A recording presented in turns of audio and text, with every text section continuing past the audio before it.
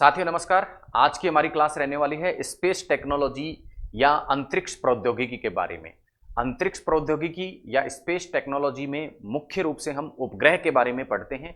तो सबसे पहले शुरुआत करते हैं उपग्रह की परिभाषा के साथ में कि आखिर उपग्रह होते क्या हैं। उपग्रह की परिभाषा की यदि बात करी जाए तो कोई भी ऐसा पिंड जो किसी ग्रह के चारों तरफ चक्कर लगाता है क्या कहलाता है? उपग्रह कहलाता है। तो परिभाषा हमने देखी, परिभाषा क्या हुई उपग्रह की? कोई भी ऐसा पिंड जो चक्कर लगाता है किसके चारों तरफ? ग्रहों के चारों तरफ चक्कर लगाता है, क्या कहलाता है? उपग्रह कहलाता है। अब जब ग्रहों के चारों ओर ये उपग्रह क्या करता है? चक्कर लगाता है, तो इसका कोई ना कोई निश्चित मार्ग होता है। देखिए ये क्या है, मान लो कोई ग्रह है और इस ग्रह के चारों ओर ये उपग्रह क्या लगा रहा है? चक्कर लगा रहा है। तो हम देखेंगे कि जब ग्रहों के चारों ओर उपग्रह चक्कर लगाता है तो उसकी एक निश्चित क्या होती है? मार्ग होता है। इसी प्रकार निश्चित मार्ग होने के साथ में इसकी गति की एक दिशा भी होती है, गति की दिशा भी होती है। हालांकि गति की दिशा समय के साथ में बदलती रहती है और जब समय के साथ में गति बदलती है तो उस स्थिति में क्या पैदा होता है? वेग। यानी समय के साथ जब क्या होता है, बदलती है किसी भी वस्तु की स्थिति, तो उससे क्या उत्पन्न होता है? वेग उत्पन्न होता है। यानी कहने का तात्पर्य क्या है कि जब भी उपग्रह ग्रहों के चारों ओर चक्कर लगाता है तो वो एक निश्चित मार्ग पे लगाता है और इस निश्चित मार्ग को ही क्या कह देते हैं हम? उपग्रह की क्या कह देते हैं? कक्षा कह देते हैं। उपग्रह की क्या कह देते हैं? कक्षा कह देते हैं। तो कक्षा क्या होगी? वह निश्चित मार्ग जिस पर क्या करता है, कोई उपग्रह ग्रह के चारों ओर क्या लगाता है? चक्कर लगाता है। अब जब भी कोई वस्तु क्या करती है? गति करती है, तो क्या होता है? उसके साथ में जुड़ा हुआ वेग या चाल उसके साथ में जुड़ी हुई होती है। तो उपग्रह भी जब ग्रह के चारों ओर गति करता है तो उसकी कोई ना कोई वेग या कोई ना कोई चाल अवश्य होती है। अब ये वेग और चाल जो उपग्रह से संबंधित होती है उसे हम क्या बोल देते हैं? कक्षीय चाल बोल देते हैं। क्या बोल देते हैं? कक्षीय चाल बोल देते हैं। अब कक्षीय चाल बोलने का कारण क्या है? क्यों? क्योंकि उपग्रह जिस मार्ग पे चक्कर लगा रहा है वो क्या कहलाती है? कक्षा। तो कक्षा में जब गति कर रहा है तो उस गति की चाल को हम क्या बोल देंगे? कक्षीय चाल बोल देते हैं। अब अगला प्रश्न उठता है कि ये कक्षीय जो चाल होती है किसी भी उपग्रह की, वो किस चीज पर निर्भर करती है? क्या उपग्रह के द्रव्यमान पर निर्भर करती है? इस उपग्रह के द्रव्यमान पे निर्भर करती है या फिर इस ग्रह के द्रव्यमान पर निर्भर करती है या किसी और चीज पर निर्भर करती है?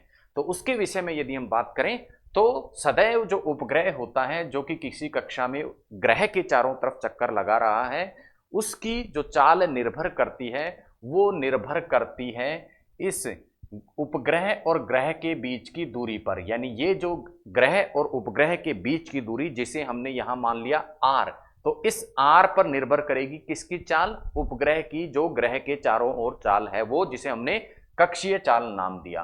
तो कक्षीय चाल क्या होती है? किस पर निर्भर करती है?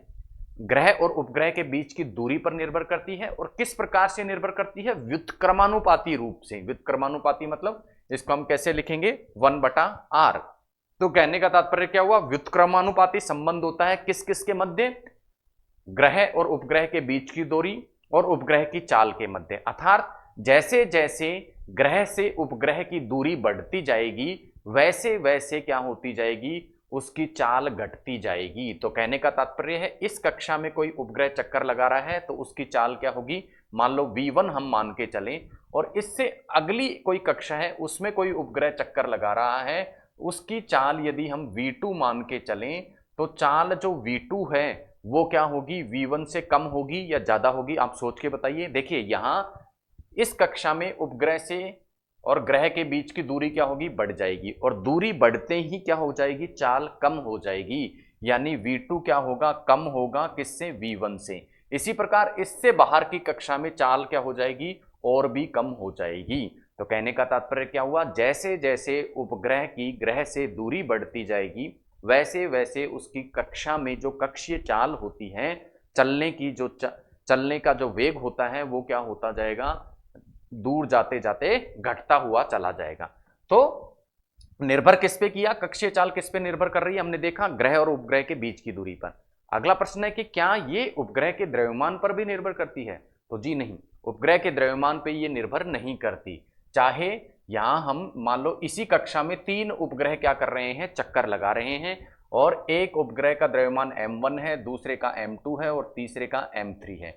तो द्रव्यमान अलग अलग होते हुए भी इन सभी की इस कक्षा में जो कक्षीय चाल होगी वो क्या होगी, बराबर होगी। तो हम कह सकते हैं एक ही कक्षा में चाहे समान द्रव्यमान के उपग्रह चक्कर लगाएं या अलग अलग द्रव्यमान के उपग्रह चक्कर लगाएं, उन सभी की जो कक्षीय चाल है वो क्या होगी, समान होगी। और ऐसे उपग्रह जो कि पृथ्वी इसी प्रकार जो ग्रह है वो पृथ्वी भी क्या है, एक ग्रह है। मान लो इस ग्रह को हम मान के चलते हैं पृथ्वी। अब पृथ्वी के चारों ओर जो उपग्रह चक्कर लगाते हैं उनमें से ऐसे उपग्रह जो इस पृथ्वी की सतह के बिल्कुल नजदीक क्या करते हैं, इसके चारों तरफ चक्कर लगाते हैं, उनकी यदि चाल की बात की जाए तो उनकी कक्षीय चाल क्या होती है, लगभग 8 मीटर प्रति सेकंड की दर से होती है। ये बात करी हमने कक्षीय चाल की। अब यदि कोई उपग्रह क्या करता है, ग्रह के चारों ओर क्या लगा रहा है, चक्कर लगा रहा है, तो इसकी क्या होती है, चाल होती है। ये हमने देखा, गति, वेग और चाल होती है, ये हमने देखा। लेकिन साथ ही साथ में एक अन्य चीज भी इस उपग्रह से जुड़ी हुई होती है, उसे बोलते हैं परिक्रमण काल।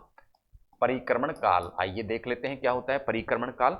परिक्रमण काल और घूर्णन काल, दो चीजें यहां हमें सुनने को मिलती हैं उपग्रहों के संदर्भ में। अब जब भी कोई उपग्रह इस ग्रह के चारों तरफ चक्कर लगाता है तो ये दो प्रकार की गति करता है।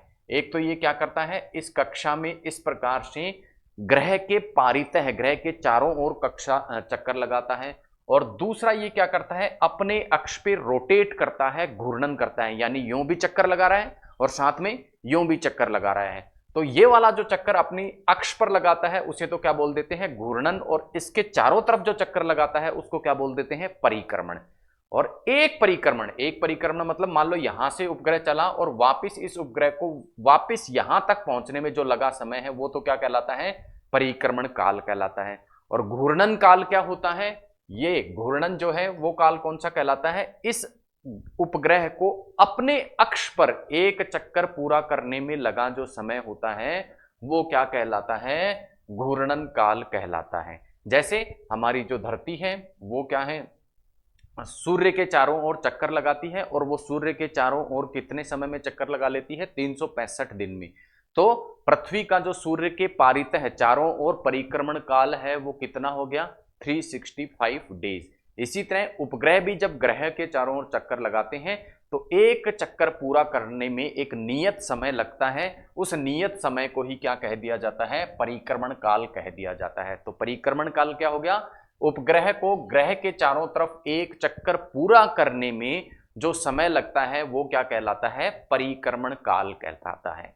अब बात करते हैं ये परिक्रमण काल किस पर निर्भर करता है।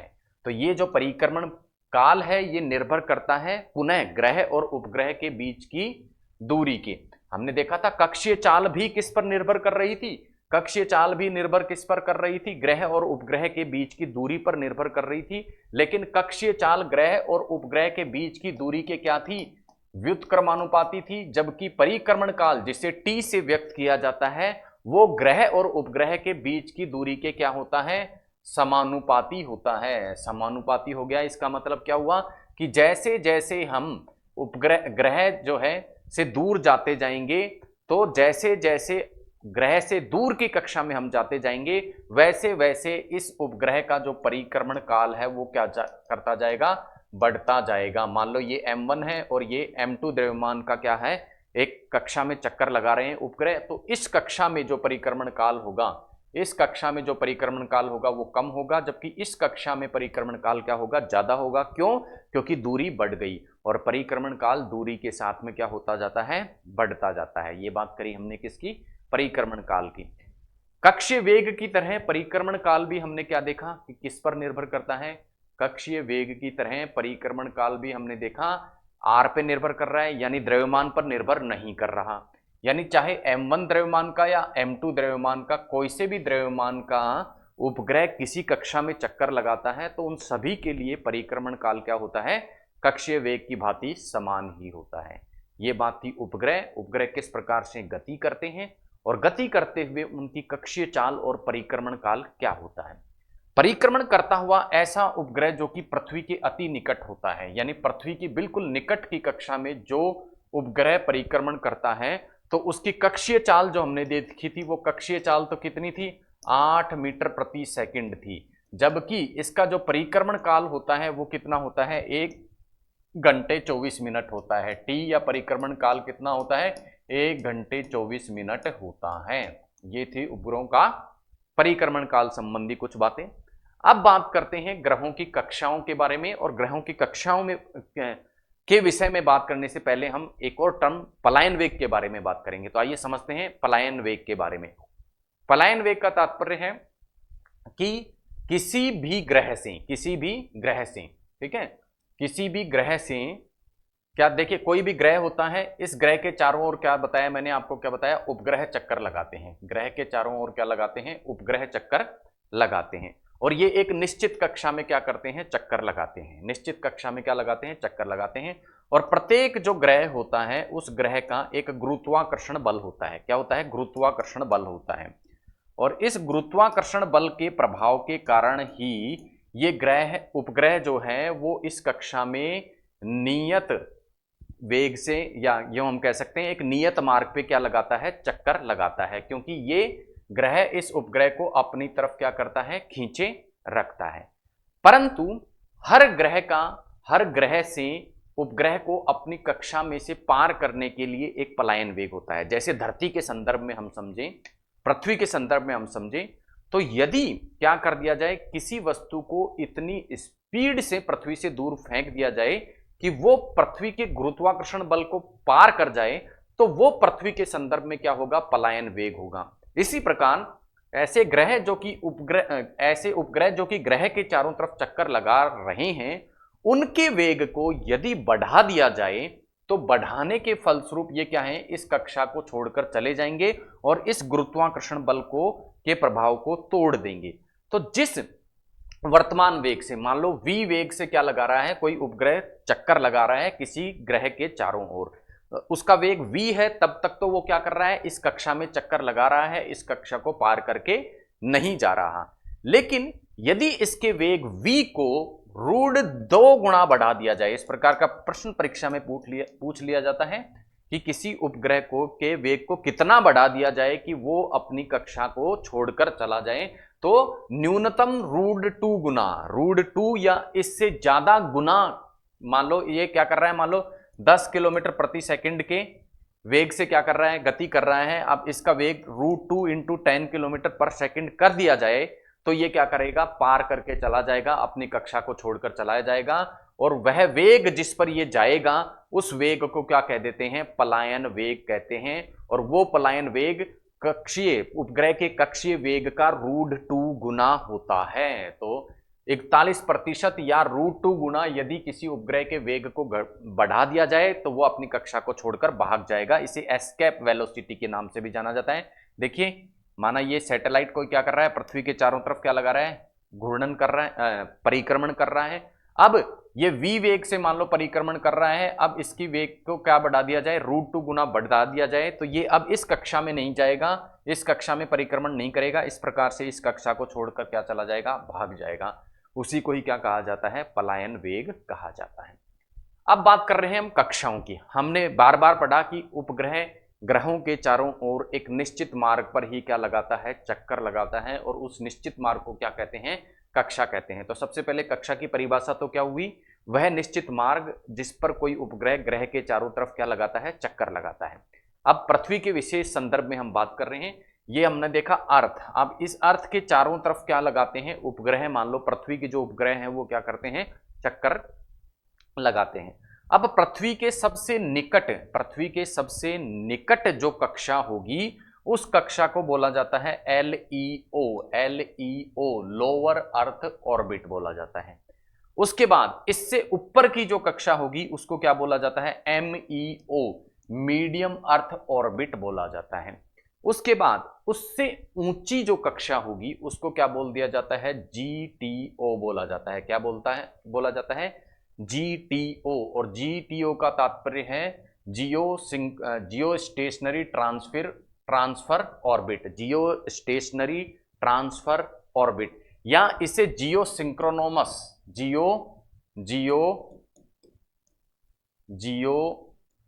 सिंक्रोनोमस अर्थ ऑर्बिट भी कहते हैं। तो तीन प्रकार की कक्षाएं देख ली हमने। पहला एलईओ जिसे लोअर अर्थ ऑर्बिट कहते हैं, दूसरा हमने देखी एमईओ मीडियम अर्थ ऑर्बिट इसे कहते हैं, तीसरा हमने देखी जीटीओ जिसे दो नामों से जाना जाता है। जीटीओ को दो नामों से जाना जाता है, एक तो क्या जियो स्टेशनरी ट्रांसफर ऑर्बिट, और दूसरा जाना जाता है जियो सिंक्रोनोमस अर्थ ऑर्बिट। और एक अन्य कक्षा जो सबसे ऊपर की तरफ होती है वो होती है जीईओ, और इसे जाना जाता है जियो स्टेशनरी ऑर्बिट, जियो स्टेशनरी ऑर्बिट के नाम से, जियो स्टेशनरी ऑर्बिट के नाम से क्या करा जाता है, जाना जाता है। और ये जो जियो स्टेशनरी ऑर्बिट होती है ये सबसे ऊपर की उपग्रह की कक्षा होती है पृथ्वी से दूरी के मामले में। अब आपने यहां देखा इस कक्षा का नाम है जियो स्टेशनरी ट्रांसफर ऑर्बिट, और उससे ऊपर की कक्षा का नाम है जियो स्टेशनरी ऑर्बिट। तो ये नाम क्यों रखे गए हैं, क्योंकि किसी भी सैटेलाइट को, किसी भी उपग्रह को इस कक्षा में स्थापित करने के लिए जियो स्टेशनरी ऑर्बिट, जिसे हिंदी में कहा जाता है भूस्थितिक कक्षा, भूस्थितिक कक्षा, तो भूस्थितिक कक्षा में किसी भी उपग्रह को ट्रांसफर करने के लिए पहले उसे कौन सी कक्षा में लाया जाता है, जीटीओ नाम की कक्षा में लाया जाता है, जिसे जियो स्टेशनरी ट्रांसफर ऑर्बिट या दूसरा नाम जियो सिंक्रोनोमस अर्थ ऑर्बिट भी या भूतुल्यकालिक कक्षा भी बोलते हैं, भूतुल्यकालिक कक्षा भी बोलते हैं। तो बहुत सारी जो किताब हैं उनमें भूतुल्यकालिक कक्षा और भूस्थितिक कक्षा दोनों का प्रयोग पर्यायवाची के रूप में करा गया है, और एक ही ऑर्बिट इसको बताया गया है, लेकिन ये अलग अलग ऑर्बिट हैं। पहला जो ऑर्बिट है वो कौन सा है, भूतुल्यकालिक कक्षा, और इस भूतुल्यकालिक कक्षा में होते हुए ही कोई उपग्रह क्या कहता है, कहां पहुंचता है, भूस्थितिक कक्षा में पहुंचता है। भूतुल्यकालिक कक्षा में जो उपग्रह क्या होते हैं, स्थापित किए जाते हैं, उन्हें क्या बोलते हैं, भूतुल्यकालिक उपग्रह, जबकि भूस्थितिक कक्षा में स्थापित उपग्रहों को क्या बोलते हैं, भूस्थितिक उपग्रह बोलते हैं। तो ये थी उपग्रह की कुछ कक्षाएं पृथ्वी से दूरी के बढ़ते हुए क्रम में। एक एक करके सभी कक्षाओं की हम विस्तार से यहां बात करने वाले हैं। सबसे पहले हम देखेंगे एलईओ या लोअर अर्थ ऑर्बिट, जो कि ये पृथ्वी आपको दिखाई दे रही है, और पृथ्वी के सबसे निकट की जो कक्षा है वो क्या कहलाती है, लोअर अर्थ ऑर्बिट या एलईओ कहलाते हैं। और ये कक्षा आप देख पाएंगे इस प्रकार की कक्षा है, ये एक वृत्ताकार कक्षा ना होकर किस प्रकार की है, दीर्घ वृत्ताकार या अंडाकार प्रकार की क्या है, कक्षा है। और इस कक्षा में उपग्रह जो हैं पृथ्वी के चारों तरफ जब चक्कर लगाते हैं तो वो अपना एक चक्कर 1 घंटे 30 मिनट में क्या कर लेते हैं, पूरा कर लेते हैं, 1 घंटे 30 मिनट में पूरा कर लेते हैं। और इस कक्षा में मुख्यतः जो उपग्रह स्थापित किए जाते हैं वो किस प्रकार के उपग्रह होते हैं, रिमोट सेंसिंग उपग्रह होते हैं। रिमोट सेंसिंग और या फिर भूप्रेक्षण उपग्रह जो हैं वो इस एलईओ कक्षा में स्थापित किए जाते हैं। अब सवाल उठता है ये प्रक्षेपण, भूप्रेक्षण या रिमोट सेंसिंग उपग्रह आखिर होते क्या हैं। तो इस पूरी पृथ्वी पर कहां कहां क्या संसाधन है, इस पूरी पृथ्वी पर कहां जल है, कहां क्या है, थल है, कहां घास है, कहां मैदान है, इन सभी यानी इस पूरी पृथ्वी की पिक्चर जो प्रस्तुत करते हैं, पिक्चर के अलावा जो संसाधनों के बारे में बताते हैं कि यहाँ पठार है, यहाँ पेड़ है, यहाँ जंगल है, यहाँ खनिज हो सकते हैं, इन सभी को देने वाला जो उपग्रह, इन सभी के बारे में सूचना देने वाला जो उपग्रह होता है वो क्या होता है, रिमोट सेंसिंग उपग्रह कहलाता है। तो रिमोट सेंसिंग उपग्रह कौन सी कक्षा में स्थापित किए जाते हैं, लोअर अर्थ ऑर्बिट में क्या किए जाते हैं, स्थापित किए जाते हैं। सबसे नीची, पृथ्वी के सबसे पास की कक्षा है, इसीलिए इस कक्षा से पृथ्वी का जो मानचित्रण करना वो आसान होता है। यही कारण है कि जो रिमोट सेंसिंग उपग्रह जिनका कार्य है पृथ्वी का मानचित्र बनाना, उनको इस कक्षा में स्थापित किया जाता है। लेकिन एक समस्या यहां देखने को मिलती है कि ये जब उपग्रह पृथ्वी के चारों ओर चक्कर लगाते हैं तो पृथ्वी के किसी बिंदु से इन्हें अधिकतम क्या करा जा सकता है, इन्हें पृथ्वी के किसी बिंदु से अधिकतम 20 मिनट तक ही क्या किया जा सकता है, देखा जा सकता है। और इसका तात्पर्य क्या हुआ कि जब ये पृथ्वी का चक्कर लगाते हैं तो अपने एक चक्कर में पूरी पृथ्वी का क्या नहीं कर सकते, ये कवरेज नहीं कर सकता, यानी एक उपग्रह पूरी पृथ्वी के चित्रों को प्रदर्शित नहीं कर सकता। इसलिए पूरी पृथ्वी का कवरेज करने के लिए एक से अधिक उपग्रहों को क्या किया जाता है, स्थापित किया जाता है। तो रिमोट सेंसिंग जो उपग्रह होते हैं वो एक से अधिक संख्या में स्थापित किए जाते हैं ताकि पूरी पृथ्वी का जो चित्रण है वो किया जा सके। और एक विशेषता इन उपग्रहों की क्या है कि इनका जीवन काल क्या होता है, कम होता है। क्या होता है, जीवन काल कम होता है।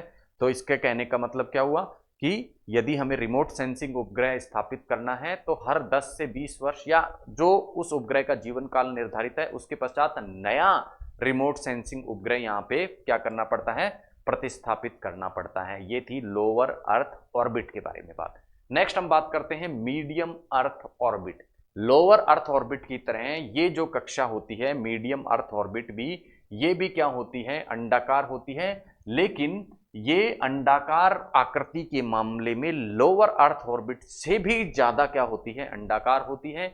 बात करें पृथ्वी से इसकी दूरी की तो पृथ्वी का जो केंद्र है उससे लेके 1500 किलोमीटर या 12,000 किलोमीटर तक की दूरी की जो कक्षाएं हैं वो क्या कहलाती हैं, मीडियम अर्थ ऑर्बिट कहलाती हैं। क्या कहलाती हैं, मीडियम अर्थ ऑर्बिट कहलाती हैं। और इस मीडियम अर्थ ऑर्बिट में भी जब उपग्रह चक्कर लगाते हैं तो उस दशा में ये उपग्रह पूरी के पूरी पृथ्वी को एक चक्कर में नहीं देख पाते हैं, यानी पृथ्वी का कुछ भाग ही इन्हें एक चक्कर में क्या करता है, दिखाई देता है।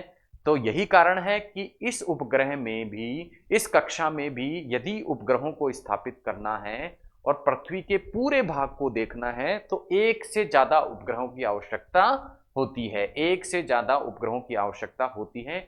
और इस प्रकार के जो उपग्रह जो कि मीडियम अर्थ ऑर्बिट में स्थापित किए जाते हैं, ये या तो क्या किए जाते हैं, पृथ्वी का जो नॉर्थ पोल है, जो उत्तर ध्रुव है, वहां स्थापित किए जाते हैं, या फिर कहां स्थापित किए जाते हैं, जो साउथ पोल है पृथ्वी का, वहां पर स्थापित किए जाते हैं।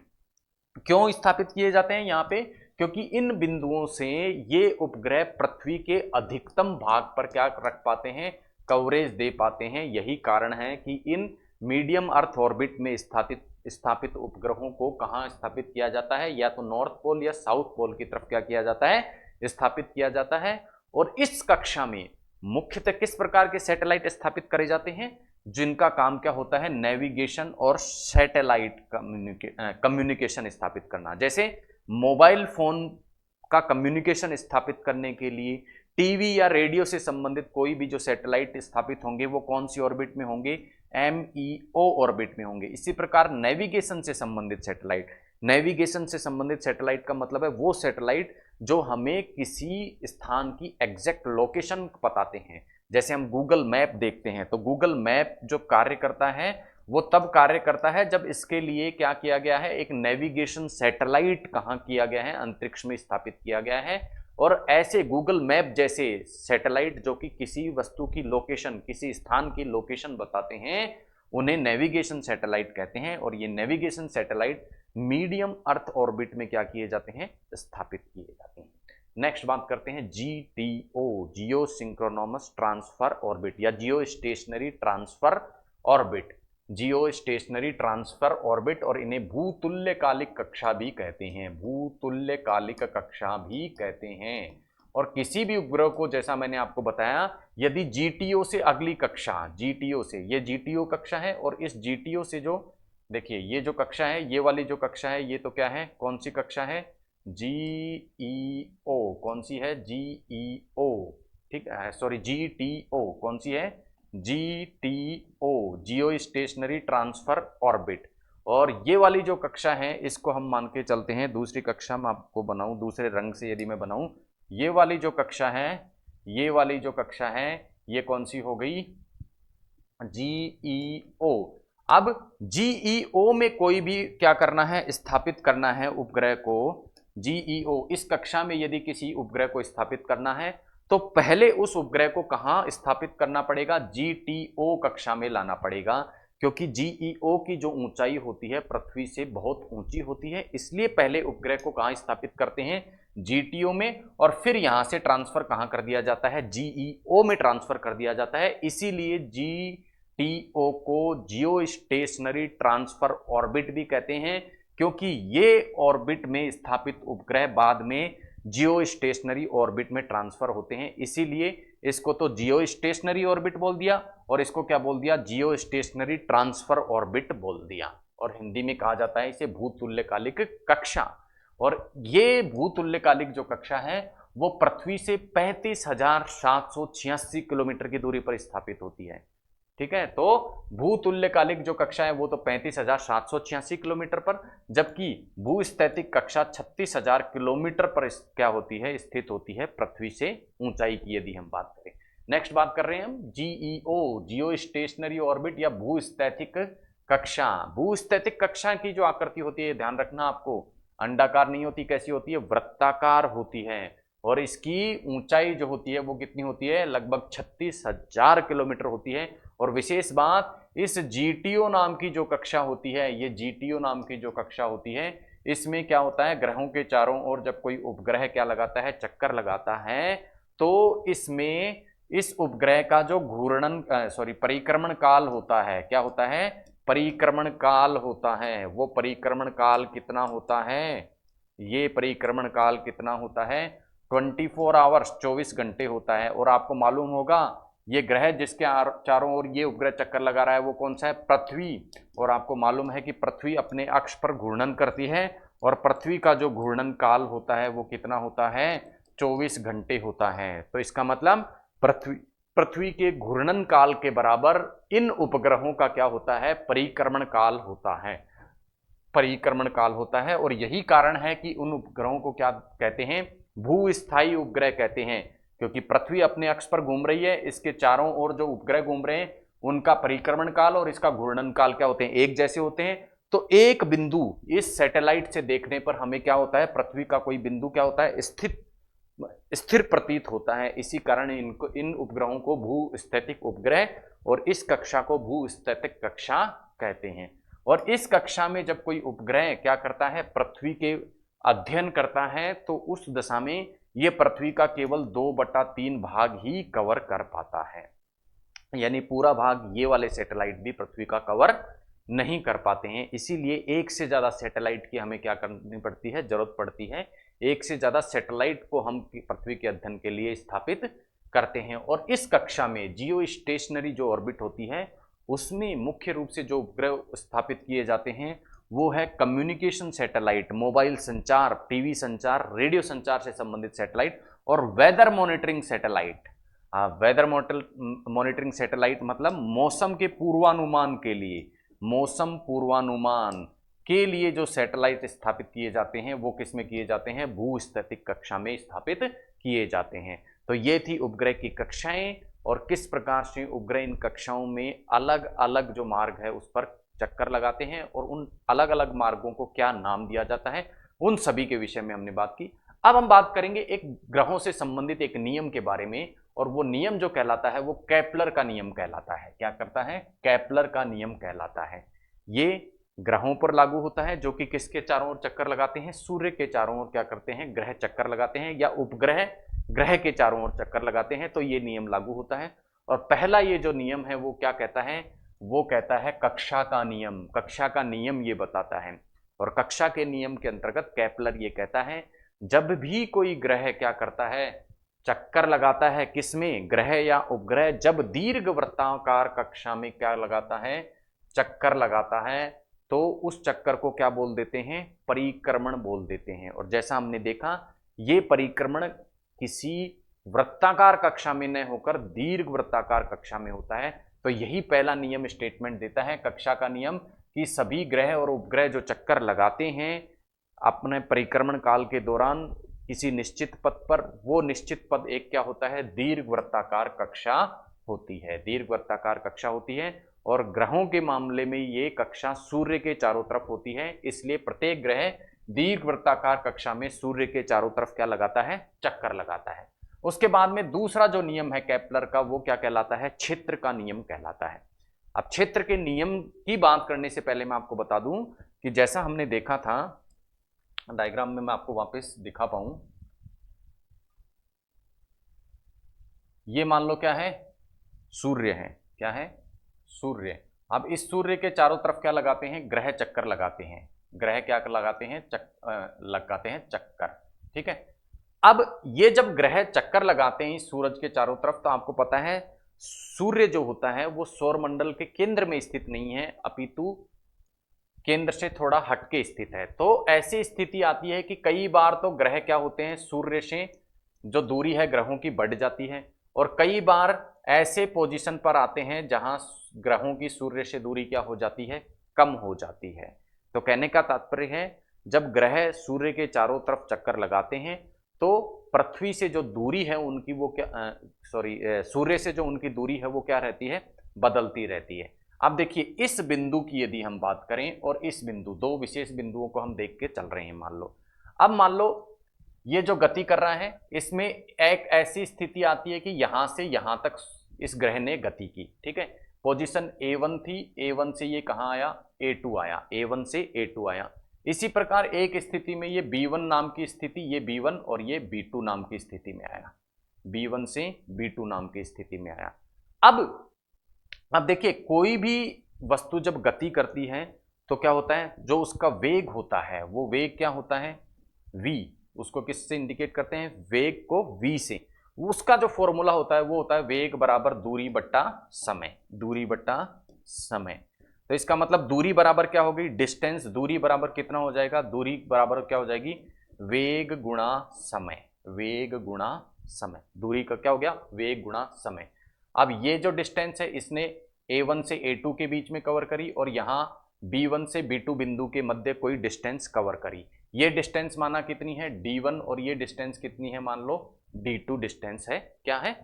अब देखते हैं, इन सबको समझने के बाद में हम देखते हैं केपलर का दूसरा नियम। ये सब केपलर के दूसरे नियम को समझने से पहले आपको मालूम होना जरूरी था, इसलिए मैंने आपको बताया। अब मैंने आपको बता दिया है कि वेग जो होता है वो, वेग के बारे में हमने देखा कि वेग बराबर क्या होता है, दूरी बट्टा समय होता है। वेग बराबर क्या होता है, दूरी बट्टा समय। तो उसका फॉर्मूला हम देख चुके हैं, वेग का दूरी बट्टा समय। तो दूरी क्या हो गई, दूरी, वेग बराबर हमने क्या देखा था, दूरी बट्टा समय। तो d इज इक्वल टू क्या हो गया, वेग गुणा समय, वेग गुणा समय, वेग गुणा समय क्या हो गया, दूरी। अब दूसरा नियम क्या कहता है, जब सूर्य के चारों ओर कोई ग्रह क्या लगाता है, चक्कर लगाता है, तो सूर्य से उस ग्रह को जोड़ने वाली रेखा, सूर्य से उस ग्रह को जोड़ने वाली रेखा समान समय में, ठीक है, समान समय अंतराल में समान दूरी को क्या करती है, तय करती है। यानी कि समान समय अंतराल कितना है, समान, और दूरी भी क्या है, यहां से यहां तक इसने D1 और यहां से यहां तक D2 दूरी तय की थी, तो D1 बराबर क्या है, D2 है। यानी दूरियां क्या है, तय की गई दूरियां क्या है, बराबर है। दोनों ही स्थितियों में तय की गई दूरियां क्या है, बराबर है, यानी D बराबर है। इसी प्रकार V जो है वो दोनों का क्या है, अलग अलग है, और T भी दोनों का क्या है, बराबर है। तो एक के संदर्भ में अब V निकल के आया, वो क्या हो गया, V इज इक्वल टू निकल के कितना आ गया, जैसा मैंने आपको बताया था D बाई टी। शुरू में हमने फॉर्मूला देखा था, V इज इक्वल टू क्या हो गया, D बाई टी फॉर्मूला हो गया। और यहां पर अगर हम V निकालेंगे तो वो फॉर्मूला कितना हो जाएगा, V बराबर D बाई D2। D दोनों के लिए बराबर है, T दोनों के लिए क्या है, बराबर है, समय अंतराल बराबर है। इसका मतलब अंतर किस में हुआ, वेग में। ये क्या कहता है, ये जो क्षेत्रफल इनके द्वारा, इस रेखा द्वारा तय किया गया क्षेत्रफल, यानी ये दूरी जो है वो क्या होगी, बराबर होगी। तो दूरी कब बराबर हो सकती है, किसी भी स्थिति में दूरी कब बराबर हो सकती है, जब क्या हो, वेग अलग अलग हो, वेग क्या हो, अलग अलग हो। समान समय अंतराल में समान दूरी तय कर रहा है, और एक तो है उस स्थिति में जब ये क्या है, पृथ्वी से दूर है, सूर्य से दूर है, और एक है सूर्य के पास की स्थिति में। तो इसका मतलब क्या हुआ, दोनों स्थितियों में वेग क्या होंगे, अलग अलग होंगे। और ये वेग यहां कौन सा वेग था, यहां जाके वेग क्या हो गया, कम हो गया, ठीक है, और यहां जाके वेग क्या था, ज्यादा था। जैसा हमने पढ़ा था कि जो निकट की कक्षाएं हैं वहां पर वेग क्या होता है, ज्यादा होता है, और दूर की कक्षाओं में वेग क्या होता है, कम होता है। तो इस प्रकार से वेग का एडजस्टमेंट होने के कारण वेग जो होता है, जैसे ही पृथ्वी सूर्य के निकट आता है ग्रह तो वेग बढ़ जाता है, और दूर चला जाता है तो वेग क्या होता है, कम हो जाता है। यही कारण है कि समान समय अंतराल में, ठीक है, समान समय अंतराल में समान दूरी को क्या किया जाता है, तय किया जाता है ग्रहों द्वारा सूर्य के चारों तरफ चक्कर लगाते समय। ये क्या कहता है, क्षेत्र का नियम कहता है। तीसरा नियम है कालांश का नियम। वो ये कहता है कि जब कोई भी ग्रह सूर्य के चारों तरफ क्या लगाता है, चक्कर लगाता है, कोई भी ग्रह सूर्य के चारों तरफ क्या लगाता है, चक्कर लगाता है, उस स्थिति में इस ग्रह का जो परिक्रमण काल होता है, परिक्रमण काल मतलब एक चक्कर लगाने में जो लगा समय होता है, जिसे टी के नाम से इंडिकेट किया जाता है, वो इस ग्रह और सूर्य के बीच की जो दूरी होती है उसके जो घन होता है उसके क्या होता है, समानुपाती। यानी परिक्रमण काल का वर्ग जो होता है सूर्य और ग्रह के बीच की जो दूरी होती है उसके घन के समानुपाती होता है, टी स्क्वायर समानुपाती आर क्यूब। तो कहने का तात्पर्य क्या हुआ कि टी किस पर निर्भर कर रहा है, परिक्रमण काल किस पर निर्भर कर रहा है, ग्रह और सूर्य के बीच की दूरी पर निर्भर कर रहा है। जैसे जैसे सूर्य से दूर जाता जाएगा कोई ग्रह, वैसे वैसे उसका परिक्रमण काल भी क्या होता जाएगा, बढ़ता जाएगा। यानी एक चक्कर लगाने में लगा जो समय है वो भी बढ़ता जाएगा। तो इसी के साथ जो आज की हमारी क्लास है वो समाप्त होती है। और आज की क्लास में हमने जाना कि उपग्रह क्या होते हैं, उपग्रह की कक्षाएं क्या होती हैं और ग्रहों के संबंध में केपलर के नियम क्या होते हैं। मिलते हैं अगली क्लास में एक नए टॉपिक के साथ में। तब तक के लिए धन्यवाद। जय हिंद।